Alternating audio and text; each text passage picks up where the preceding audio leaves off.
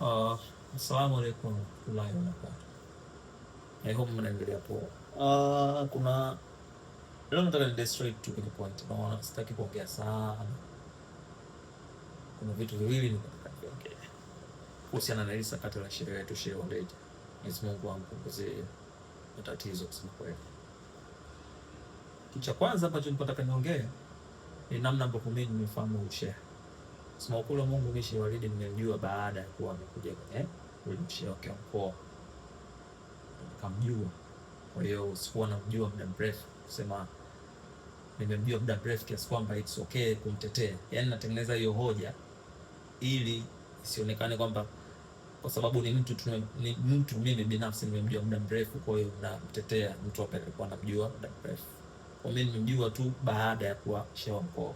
Ndio nimeswali msikiti mingi Kichangani, nimeswali vile mimi na tabia kuingia msikitini kuswali na kuondoka. Kwa hiyo mimi sijapewa bahati ya kujua mashehe wengi, lakini kusema kweli Sheikh Walid nimemjua baada ya kuwa amepewa huo shehe wa mkoa. That's number one.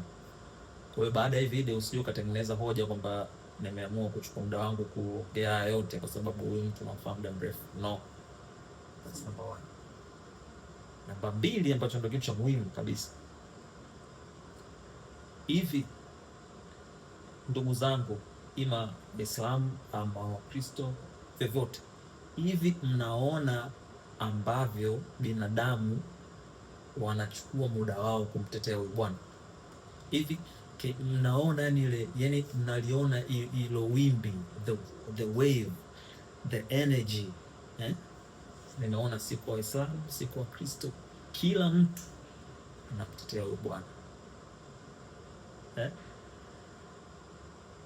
Yani mimi mpaka yani sitaki kuingia kuhusiana na masuala yake na ule dada kama yuko sahihi ama yuko sahihi, I don't know, Allahu ya'lam, lakini unaweza kuona, can you see the energy ambayo inatoka kutoka kwa watu wa Kristo, Waislamu, wakubwa, wadogo, hata ma content creators ambao wana produce contents ambazo ni mbaya, mbovu, ambao wanaonekana hawana akili.